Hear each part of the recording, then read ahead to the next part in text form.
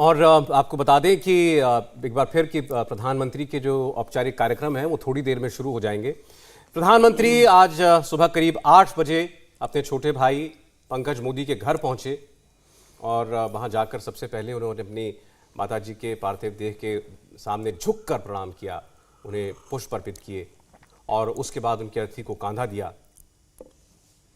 नरेंद्र मोदी के लिए हीराबाग क्या थी ये वो खुद कई मौक़ों पर बता चुके हैं। और इसी साल जब उनकी माताजी ने 100वें वर्ष में प्रवेश किया था तब उन्होंने एक ब्लॉग लिखा था और उस ब्लॉग में उन्होंने किन दुश्वारियों से उनकी माताजी गुजरी, अपने जीवन में उन्होंने कितने कठिन समय को देखा इसका जिक्र किया था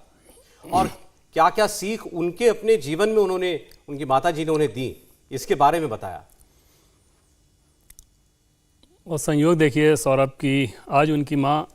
उनको छोड़ के गई हैं और उनकी माँ हमेशा से इस बात को लेके पूछते रहती थी कि गंगा को लेके उनकी माँ की बहुत आस्था रहती थी और गंगा मिशन कैसा चल रहा है जब भी कुछ बातचीत हो तो वो ज़रूर पूछती थी। और आज ही गंगा को लेके इनकी इतनी महत्वपूर्ण बैठक है, नेशनल गंगा काउंसिल की आज ये दूसरी बैठक है। ये अपने गाँव में स्टेशनरी बिजनेस शुरू करके हर महीने 2 लाख कमा रहे हैं। आपके गाँव में भी ये करना है तो फ्रीडम ऐप को अभी डाउनलोड कीजिए। जो ही कोलकाता में हो रही है जिसमें 5 राज्यों के मुख्यमंत्री को भी शामिल होना था, बिहार के मुख्यमंत्री ने अपने बजाय डिप्टी सीएम को भेजा। इसके अलावा उत्तर प्रदेश, उत्तराखंड, बंगाल, झारखंड और बिहार, इन 5 मुख्यमंत्रियों को बुलाया गया था जो कि उस काउंसिल में हैं। तो ये कितनी महत्वपूर्ण चीज़ है कि जिस दिन आप अपनी माँ को अलविदा करें, उनका अंतिम संस्कार कर रहे हैं, उसी दिन उस मसले पे भी एक महत्वपूर्ण बैठक कर रहे हैं जिस विषय को लेके, क्योंकि उनकी माँ की बहुत आस्था थी गंगा को लेकर और बार बार इस बात को लेकर वो चिंता जाहिर करती थी, तो समझा जा सकता है कि वो भी कितना महत्व रख रहा है प्रधानमंत्री नरेंद्र मोदी की आज की बैठक के लिए। इसके अलावा उनके जो कार्यक्रम होंगे, जैसे हम लोग लगातार इस बात को लेकर चर्चा कर रहे हैं कि वंदे भारत एक्सप्रेस जो कि हावड़ा से न्यू जलपाईगुड़ी जाती है उसे रवाना करेंगे। इसके अलावा रेलवे के कुछ और प्रोजेक्ट्स, कोलकाता मेट्रो की एक पर्पल लाइन है उसका इनॉग्रेशन करेंगे, कुछ का फाउंडेशन रखेंगे और साथ साथ बहुत सारे सीवेज प्लांट, क्योंकि गंगा से जुड़े हुए गंगा के सफाई का एक महत्वपूर्ण हिस्सा ये रहता है कि गंगा या उसकी जो सहायक नदियां हैं वहाँ जो सीवेज प्लांट होने चाहिए ताकि वो कचरा गंगा में ना भेजा जाए, तो उसके बहुत सारे इनॉग्रेशन आज होने हैं। और ये पूरा गंगा को लेकर ओवरऑल जो प्रधानमंत्री नरेंद्र मोदी ने एक लंबा और दीर्घकालिक योजना बनाई थी उसका एक हिस्सा आज भी है जिसमें बहुत सारे प्रोजेक्ट्स का आज इनॉग्रेशन कर रहे हैं वो। इसके अलावा एक वाटर सैनिटेशन का एक इंस्टीट्यूट है, श्यामा प्रसाद मुखर्जी के नाम पे उसको तैयार किया गया है, उसका भी इनॉग्रेशन करेंगे। INS विक्रांत पे भी एक कार्यक्रम होना था, प्रधानमंत्री नरेंद्र मोदी जब वहाँ पे गए होते तो उससे जुड़े हुए कार्यक्रम को करते, लेकिन क्योंकि वहाँ पे नहीं जा रहे हैं तो ये सारी चीज़ें वीडियो कॉन्फ्रेंसिंग के मार्फत आज बदस्तूर वैसे ही होंगी जैसे कि पहले से तय थी। हम गंगा की बात कर रहे हैं और हीराबा को भी याद कर रहे हैं, तो हीराबा ने प्रधानमंत्री के साथ बात करते हुए एक बार काशी विश्वनाथ मंदिर को भी याद किया था और उनको ये भी पूछा था कि अब कैसा हो गया है काशी विश्वनाथ, और याद किया था कि मैं जब एक बार गई थी तो ऐसा लगता था कि लोगों के घरों को पार करके जाना पड़ता था, तंग गलियों से होकर के जाना पड़ता था। जी हाँ सौरभ, और तब प्रधानमंत्री नरेंद्र मोदी हैरान हुए थे, उन्होंने पूछा भी कि आप वहाँ पहले जा चुकी हो, क्योंकि प्रधानमंत्री नरेंद्र मोदी तो हम सभी जानते हैं कि परिवार से वो अलग हो गए थे, तो अब बाकी परिवार में वहाँ क्या चल रहा है ये उनको पता नहीं रहता था और उस समय ऐसे कोई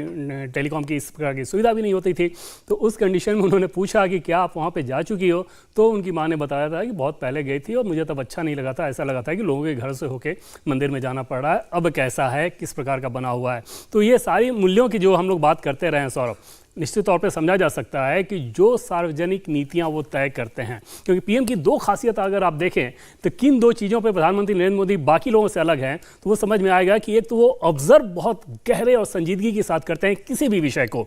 वो चाहे लोगों की समस्या हो, लोगों का दर्द हो या कोई और इश्यूज हो, कोई डेवलपमेंट हो रहा हो। डेवलपमेंट मतलब कि कोई भी चीज़ अगर डायनेमिक है तो वो चीज़ें आगे कैसे जा सकती हैं, क्या होनी चाहिए, क्या खराबी है, इन सारी चीज़ों का ऑब्जर्वेशन उनका बहुत स्ट्रांग होता है। और दूसरी चीज़ कि उसको लेके वो मेहनत बहुत करते हैं प्लानिंग के साथ। ये 2 चीज़ें प्रधानमंत्री नरेंद्र मोदी को बहुत खास बनाती हैं, जो कि बाकी किसी भी अगर आप नेता से उनकी तुलना करें तो यहाँ पे वो एक बड़ा फ़र्क नज़र आएगा। और ये दोनों ही मूल्य, दोनों ही भाव, दोनों ही व्यक्तित्व का जो अहम पहलू है वो उनकी माँ ने ही उनको एक तरह से सिखाया है, दिया है बचपन से, क्योंकि उन्होंने उन सारी चीज़ों को देखा, समझा, जाना, उसको उसी रूप में इम्प्लीमेंट करते रहे हैं। और आत्मबल सबसे बड़ी चीज़ होती है किसी भी व्यक्ति के व्यक्तित्व के लिहाज से, और वहाँ पे प्रधानमंत्री नरेंद्र मोदी का जो आत्मबल है वो हमेशा बहुत मजबूत होता है। जैसे उदाहरण के तौर पे देखें, आप राजनीतिक घटनाक्रम से अगर जोड़ के देखें, जब उत्तर प्रदेश में समाजवादी पार्टी बसपा का गठबंधन हुआ था पॉलिटिकली, और अब देखें तो सामान्य लोगों को, इनफैक्ट बीजेपी के बड़े बड़े नेताओं ने ये कहा था कि अब तो हम लोग उड़ गए। एक शब्द का जो इस्तेमाल किया गया था कि उड़ गया, और पहले का उदाहरण दिया गया कि किस प्रकार से मिले मुलायम काशीराम और मुलायम जब मिले तो हवा में उड़ गए, जय श्री राम, इस तरह के नारे को लेकर बताया जाता था कि अब तो हमारे सामने समस्या ही समस्या है। उसके बाद जो पहली बैठक प्रधानमंत्री नरेंद्र मोदी ने कोर ग्रुप की ली थी, उसमें उन्होंने कहा था कि जैसा परफॉर्मेंस पिछले चुनाव में रहा था, यानी कि 2014 में, तकरीबन वैसा ही परफॉर्मेंस 2019 में भी रहा था। उत्तर प्रदेश के नेता भी जिस बात को नहीं मान रहे हो, वहाँ देश के प्रधानमंत्री नरेंद्र मोदी ने इस बात को कहा था, इस भाव को कहा था, पूरे कॉन्फिडेंस से कहा था, तो आप अंदाजा लगाएं कि उसके पीछे वो आत्मबल कैसा रहा होगा कि उन्हें ये समझ में आ रहा होगा कि चाहे कैसा भी गठजोड़ कोई कर ले, अगर जनता मेरे साथ है, जनता को मैं अपनी बात समझाने में सफल रहता हूं, अपने कामों से जनता को प्रभावित करता हूं, तो वो जनता हमें रिवॉर्ड देगी ही, कास्ट बैरियर को तोड़ के, कास्ट लाइन को तोड़ के। और फिर जब रिजल्ट आया तो वो दिखा। और ऐसे अनेक उदाहरण आपको दिखेंगे कि जब आमतौर पे कोई व्यक्ति राजनीतिक संकट में अपने आप को पा सकता है, लेकिन प्रधानमंत्री नरेंद्र मोदी उस अवसर में भी अपने आप को बहुत मजबूती से दिखाते हैं। जैसे कोरोना का ही उदाहरण आप लें,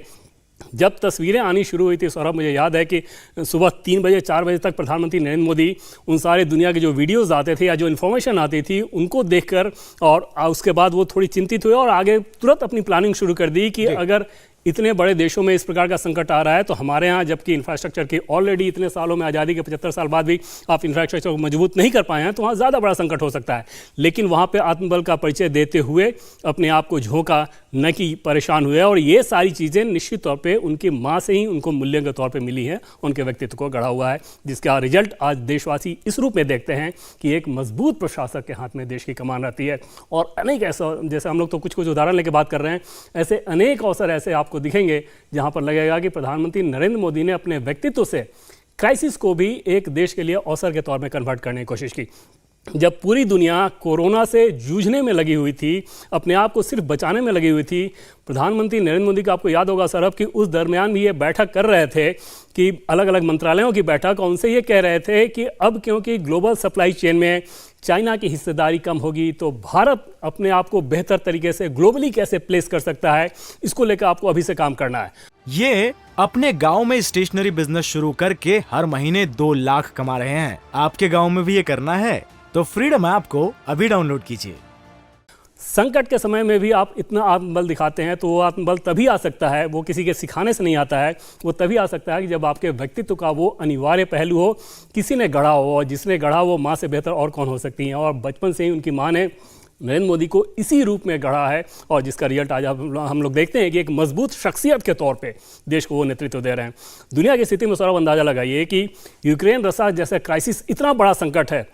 और वहाँ भी सबसे बड़ा नाम कौन सा सामने आता है, चाहे अमेरिका की बात कर लें या दूसरे देशों की बात कर लें, वो सबसे बड़ा नाम यही जिक्र करते हैं कि प्रधानमंत्री नरेंद्र मोदी ऐसे व्यक्ति हैं जो कि इस क्राइसिस को भी बहुत बेहतर तरीके से सॉल्व करने में अपनी भूमिका निभा सकते हैं और निभा रहे हैं, और लगातार इस बात को वो दिखा भी रहे हैं कि किस प्रकार से दोनों देशों को ये समझाने में लगे हुए हैं। तो ये सारी चीज़ें तभी होती हैं जब आप एक मजबूत व्यक्तित्व के स्वामी हों, और वो व्यक्तित्व तभी घटता है जब आपकी माँ उन सारे मूल्यों को बचपन से ही आपके दिमाग में और दिलो दिमाग में डाल रही हो। बिल्कुल ठीक कहा देवेंद्र। मैं तो ये कहना चाहता हूं कि आप प्रधानमंत्री नरेंद्र मोदी को जानते हैं, आपके पास उनके बारे में बताने के लिए इतनी बातें हैं। इंडिया टीवी हर वक्त हर जगह डाउनलोड करने के लिए सर्च करें India TV news Google play store या ऐप स्टोर पर।